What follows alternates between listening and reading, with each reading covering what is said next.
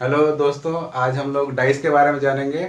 और ये dice reasoning का एक पार्ट है जो कि हर एग्ज़ाम में आता है, खासकर एसएससी, सीएचएसएल या फिर सीजीएल। कुछ कुछ स्टेट पीसीएस में भी 1 नंबर 2 नंबर का क्वेश्चन पूछ देता है, लेकिन लोग इसमें फंस जाते हैं कभी कभी। तो बस आज मैं बात करूंगा थोड़ी सी ट्रिक्स वगैरह की और कैसे इसको सॉल्व करें। क्योंकि जनरली होता क्या है कि लोग इसको देखते हैं, कुछ अपना दिमाग लगाते हैं और छोड़ के आगे बढ़ जाते हैं। तो आइए हम लोग शुरू करते हैं डाइस से। तो सबसे पहले हम लोग जानेंगे कि डाइस कितने तरह के होते हैं। एक्चुअली में डाइस 2 तरह के होते हैं। एक होता है स्टैंडर्ड डाइस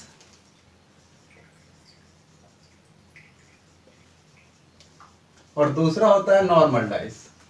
ठीक है। तो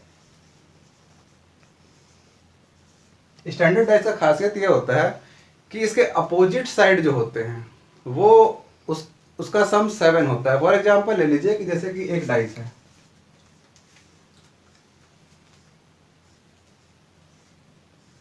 अगर यहाँ पे 6 है तो नीचे 1 होगा, यहाँ पे अगर 3 है तो पीछे 4 होगा, और यहाँ पे अगर 5 है तो इसके पीछे 2 होगा।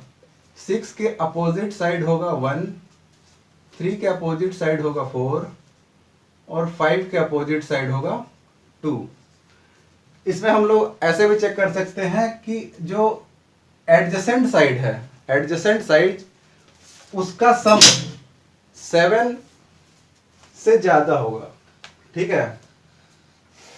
जैसे कि यहाँ 6+5 या 3+5 या 3+6, कभी भी ये 7 से ज्यादा होगा। ठीक है। और 7 से कम भी हो सकता है, लेकिन 7 नहीं होगा कभी भी। ये जो स्टैंडर्ड डाइस है उसका एडजेसेंट साइड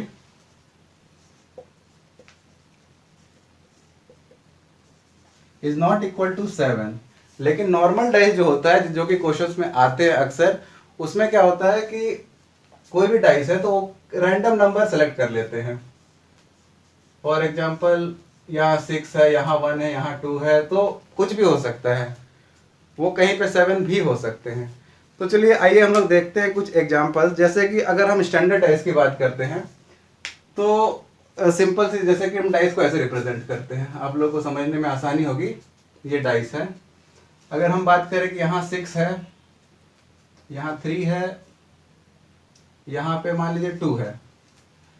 तो अगर हम बात करें कि हाँ, क्वेश्चन अगर पूछा जाए कि 2 के अपोजिट साइड क्या होगा, तो जाहिर सा बात है कि टोटल 7 होता है, तो 7 - 2 करेंगे तो 2 के अपोजिट होगा 5। सेम तरीके से अगर पूछा जाए कि 3 के अपोजिट क्या होगा, तो कहा जाएगा कि 7 - 3 4, तो इसका अपोजिट साइड हो जाएगा 4। 6 के अपोजिट क्या होगा, तो 1 होगा। लेकिन अगर हम नॉर्मल डाइस की बात करेंगे तो वहां पे हमको पता नहीं होगा कि उसके अपोजिट साइड क्या होगा। तो इसीलिए जब भी हम लोग इसका देखेंगे तो उसके लिए हम लोग को एग्जाम्पल लेना पड़ेगा। जैसे कि एक एग्जाम्पल लेते हैं।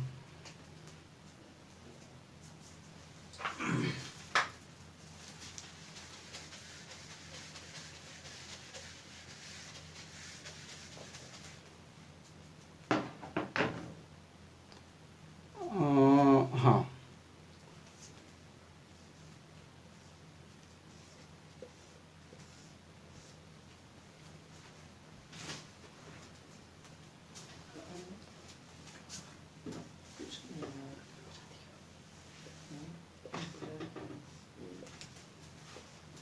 तो जैसे कि ये 2 डाइस है, इसमें से हम लोगों ने लिया है डाइस को। अब इसमें देखना क्या है कि हम लोगों को फाइंड करना है कि 4 के अपोजिट कौन सा होगा। फाइंड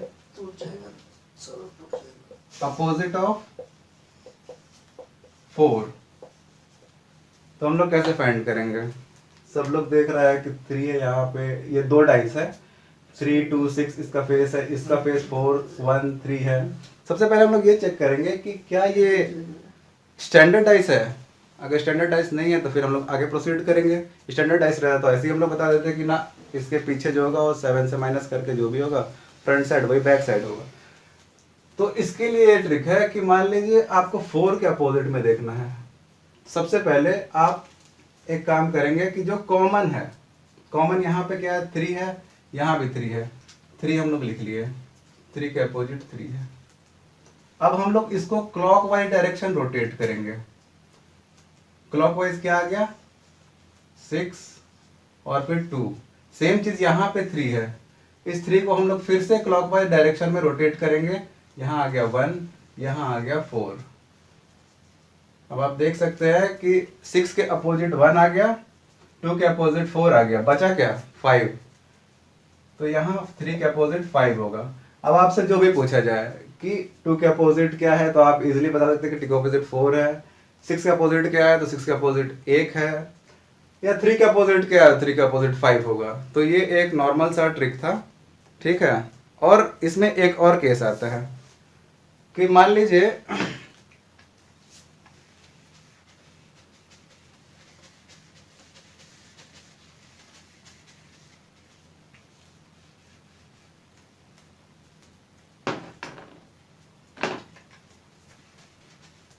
कि अगर इसमें 3 है और यहाँ पे 2 है, यहाँ 4 है, यहाँ 5 है। अगर दो फेस इक्वल दिख रहा है, मीन्स दो फेस अगर कॉमन दिख रहा है, तो थर्ड फेस जो होगा वो दोनों एक दूसरे के अपोजिट होगा, ठीक है। यानी कि यहाँ पे 4 5 के अपोजिट होगा। तो इस तरह से हम लोग डाइस को सॉल्व करेंगे। इसके अलावा जिस टाइप का क्वेश्चंस आता है वो ऐसा होता है कि 4 डाइस दिया हुआ है, उसमें पता लगाना होता है कि हाँ कौन किसके पीछे है। तो एक आध एग्जांपल हम लोग देख सकते हैं इसके लिए कि कैसे कर सकते हैं। तो चलिए पहले हम एक एग्जांपल लेते हैं।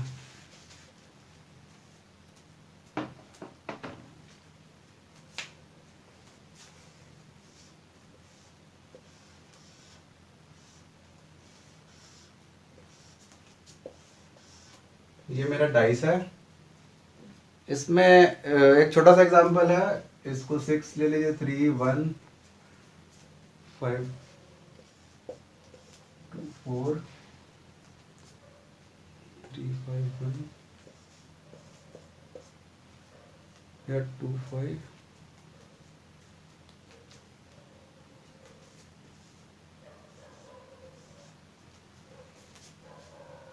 अब जैसे 4 डैश दिया हुआ और आपसे पूछा जाए कि हाँ 4 के अपोजिट क्या है, अपोजिट ऑफ 4,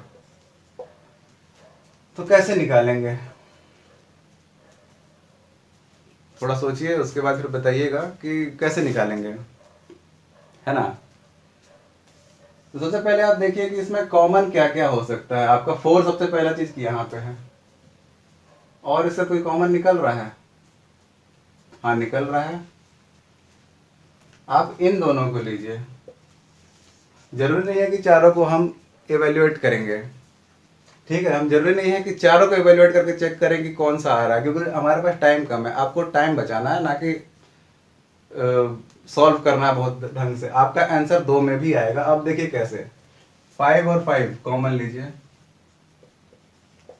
इसको रोटेट कराइए क्लॉकवाइज डायरेक्शन।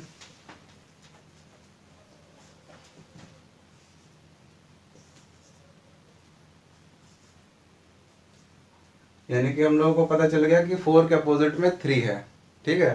तो इसी तरह से हम लोग चलते रहेंगे। अब बात करते हैं डाइस में। ये तो हुआ नंबर वैल्यू वाला। कहीं कहीं क्या होता है ABCD करके भी दिया जाता है, या फिर डॉट्स देके किया जाता है, या फिर कोई सिंबॉलिकली रिप्रेजेंट किया जाता है इसमें कि क्या हो सकता है। तो इसमें बिल्कुल टेंशन लेने वाली बात नहीं है। आपको बस वही एक रूल याद रखना है, क्लॉकवाइज डायरेक्शन में घुमाना है और चेक कर लेना है। सबसे पहले आप लोगों को क्या चेक करना है कि स्टैंडर्ड डाइस है, नॉर्मल डाइस है। अगर नॉर्मल है तो आपको ये लगाना पड़ेगा, स्टैंडर्ड है तो आपको पता है कि अपोजिट साइड 7 के बराबर होता है, ठीक है। तो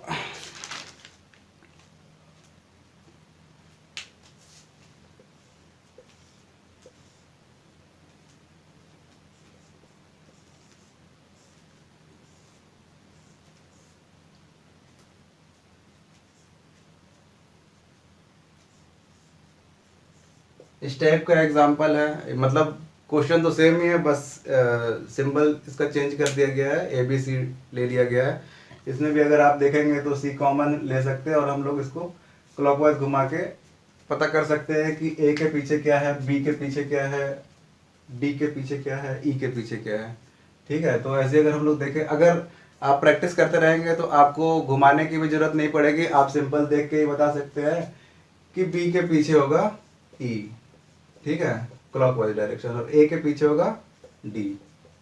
ठीक है, अब इसके बाद क्या आता है, पेपर कटिंग और फोल्डिंग, जो कि डाइस में होता है, क्यूब फॉर्म में अगर होगा तो पेपर कटिंग और फोल्डिंग की बात अगर हम करें तो ये समझ में आ गया होगा आप लोगों को। अगर कोई डाउट है तो नीचे आप लोग कमेंट कर सकते हैं, तो उसके लिए हम लोग अलग से भी एक सेशन इसके लिए डाल सकते हैं। हालांकि इतना भी हार्ड नहीं है, आप लोग समझ चुके होंगे, छोटी सी वीडियो है। अगर आप लोगों को फिर भी ऐसा लगता है तो आपके लिए एक बार और कोशिश कर सकते हैं हम लोग।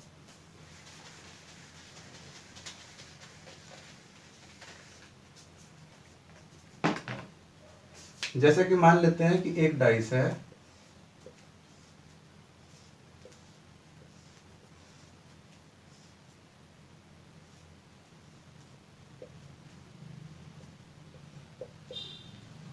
ये डाइस को अगर हम खोलेंगे तो शायद कुछ इस तरह से आएगा। एक ये वाला, यहाँ पे इसको ए ले लेते हैं, इसको बी ले लेते हैं, ये हमारा बी हो गया। इसके नीचे वाला ये हो गया आपका सी, और इसके पीछे वाला ये हो गया आपका डी। अब ए के जो बगल में है, ठीक है, यानी ए के बगल में कर दो यार, अब बी के बगल में कर दो, ये वाला जो है ये आप ले लीजिए ई, और बी के इस साइड वाला ये हो गया आपका एफ। आपको पता चल गया होगा कि मैंने क्यूब को कैसे खोला है। अब इसमें क्वेश्चंस आते हैं कि कौन किसके अपोजिट है, तो आप एक चीज ध्यान रखेंगे कि ए के अपोजिट जो होगा वो सी होगा, बी के अपोजिट जो होगा वो डी होगा, और ई के अपोजिट जो होगा वो एफ होगा। अब फिगर से समझ लीजिएगा, हो सकता है कहीं पे नंबरिंग गलत भी कर, मतलब चेंज भी हो सकता है, ए बी सी डी के बदला एक्स वाई जेड भी ले ले, या फिर जो मैंने ई लिया हुआ है उसको बी लेके कर रहा हो, इसको बी ले ले, इसको सी, मतलब कुछ भी हो सकता है। उस पर अपने आप कॉन्सेप्ट पे थोड़ा ध्यान देंगे। तो यहाँ तक बात समझ में आ गई होगी सब लोगों को। अब इसमें क्या होता है कि आपको मिलाना होता है। जैसे आपको ऑप्शन दे दिया जाएगा कि हाँ आपको करना क्या है। हाँ, यही क्वेश्चन है ना। हाँ, तो इसमें हम लोग देखेंगे, ये कॉन्सेप्ट था आपका। हाँ, तो इसमें फिर क्वेश्चन ये आ सकता है कि मान लो आपके पास एक डाइस आ गया इस टाइप का, मैं एक डाइस बना दे रहा हूँ, सॉरी मैं 4 डाइस बना रहा हूँ। आपको ये बताना है कि कौन सा सही है कौन सा गलत है, ठीक है।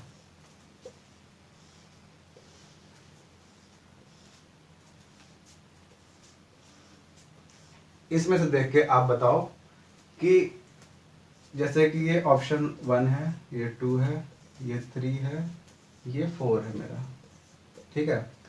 तो ऑप्शन ये रहेगा आपका,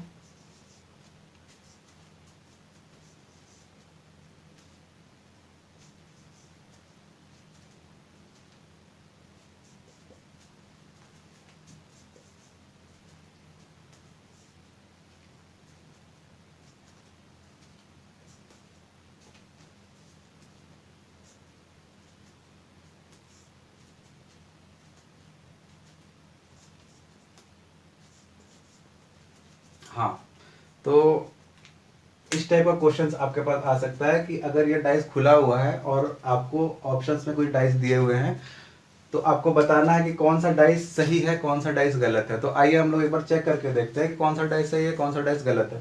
पहला अगर हम चेक करते हैं तो ए, बी और सी है। अब आप देखेंगे कि ए ये तो हो गया, इससे लिंक्ड बी तो है, ठीक है, लेकिन बी से लिंक्ड और ए से लिंक्ड, बी और ए से जो लिंक्ड है वो सी नहीं है, क्योंकि सी जो है वो बी से ही लिंक्ड है, ए से लिंक्ड नहीं है, यानी कि ये मेरा गलत है।